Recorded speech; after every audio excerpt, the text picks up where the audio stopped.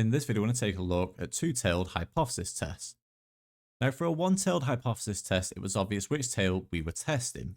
However, for a two-tailed hypothesis test, it's not immediately obvious, and we need a way to deduce this. So to start with here, let's consider a random variable. Let's call it x. We've got x here, which follows a binomial distribution with parameters of n and p. Okay. Now, for the next result that I'm about to show you here, you might not be familiar with it at the moment, but what you do need to be familiar with is this concept by the end of this video. So for the mean of this random variable x here, so for the mean, well, for the mean of a random variable, we call this the expectation of that random variable. So that would be the expectation of x, that would be e of x, that's the way we denote the expectation. So e of x here, and we can use the Greek letter mu to represent the mean here, the expectation of this random variable x. And to find the mean then, it's simply the product of n and p, so np there. Okay. Like I said then, this result here is important for this video. So why is that the case? Well, what we do here now is we compare the observed value here, in this case that would be 15, against the mean. So this tells us now whether we're going to be working with the lower tail or the upper tail here. So if the observed value x is less than the mean here, so if x is less than mu, and what that tells us here is we need to find the probability that x, our random variable x, is less than or equal to the observed value x. So we would then find the probability that x is less than or equal to some value, say little x here. So that's if x, our observed value, is less than the mean mu here. And then in that case then, if x is greater than mu, then in that case here, you might have already guessed it by now, this would be the probability that x, our random variable x, is greater than or equal to x. Okay? So this is important then. Like we said, we're going to use this later on for this practice question here. So let's just highlight that, put a box around it, just so you're familiar with this. So what have we got here for this question? So we have a local restaurant that believes that 25% of customers will order a dessert. On a particular day, a random sample of 50 customers is taken and 15 order a dessert. The manager then claims that the proportion of customers who order a dessert has changed. We want to test the manager's claim at the 10% significance level. So the first thing that we should do here is define our distribution. We're going to use x again to represent this situation here, this scenario. So x will follow a binomial distribution. So for our parameters here, well, n, that would be 50. That's our sample of 50 customers. And then for the probability here, we just keep that as p for now. Okay, so we keep that as p, just like we saw for one-tailed hypothesis test. So that's our distribution here. Well, obviously, because we're doing a hypothesis test here, we need some hypotheses. So we need H0 and H1. So we need H0 here and H1. So we're testing for this parameter here, p. So H0 and H1 are both for p. So what are we actually considering here? Well, what we're testing here is the manager's claim. So the manager claims that the proportion of customers who order a dessert has changed. So what's that proportion? Well, that would be the 25% here that the restaurant believe. So what we're saying then for H0 is that p is equal to that proportion. So that's 0.25.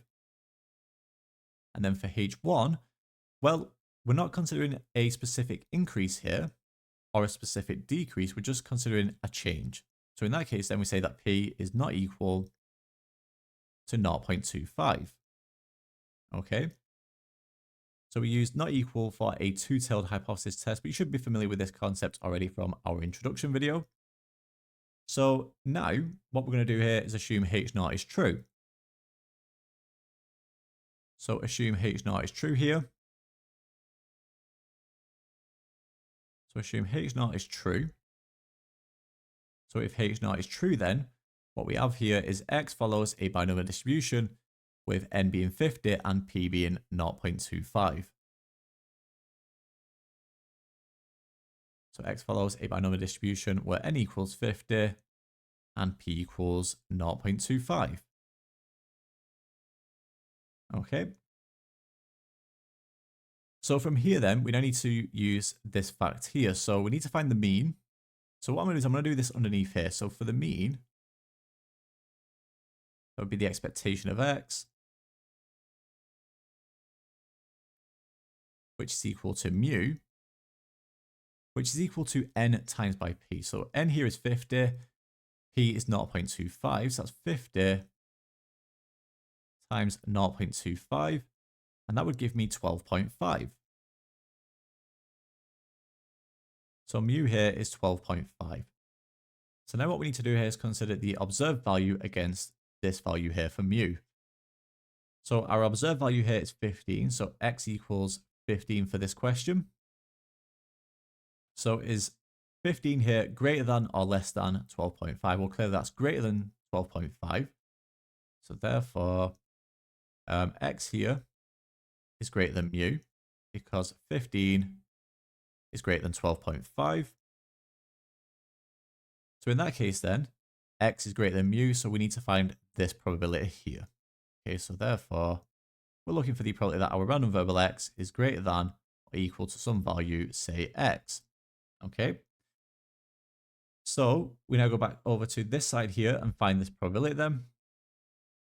So now we're looking for the probability that our random variable x is greater than or equal to the observed value here, the evidence, which is 15, using this distribution here and this random variable here. So nice and straightforward then. This is 1 minus the probability that x is less than or equal to 14. Less than or equal to 14. So here to find this, we're just going to use our calculator then. So I go into stats mode. Let me just do this here as I work through it. So stats mode, distribution, binomial, and BCD. So here we're working with a variable. X would be 14, so x is this value here. The number of trials, well, that would be 50. So n equals 50 here, and p equals 0.25. So input those values and press enter, and then find the difference here. So I've got 1 minus, I've got 0.74808.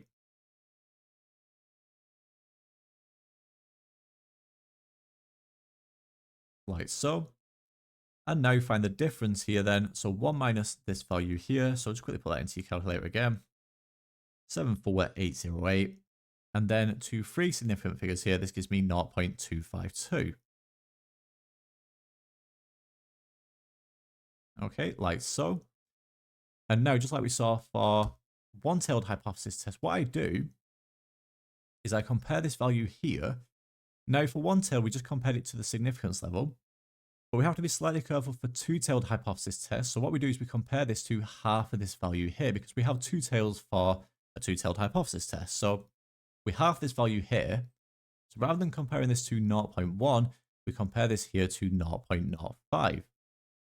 So 0.252 is greater than 0.05. So because this value here is greater than half of the significance level here at 0.05, we now accept H0. So again, just like we saw for the one-tailed example, we accepted H0. We're going to do the same here for our two-tailed example. So we accept H0. So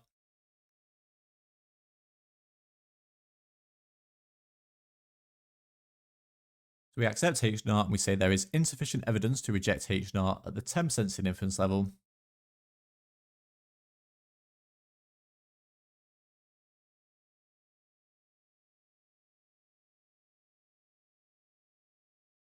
So insufficient evidence at the 10% significance level.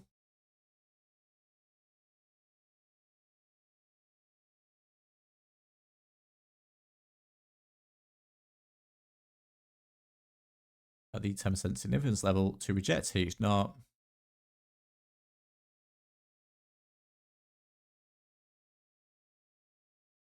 So what does this mean then in the context of this question?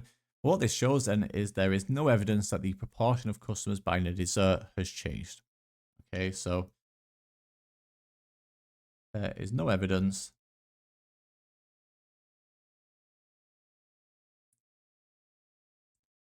that the proportion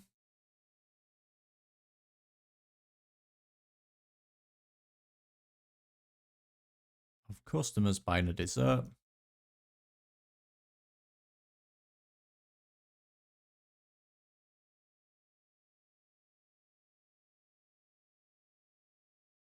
has changed. Okay, so I'm running out of room a little bit here.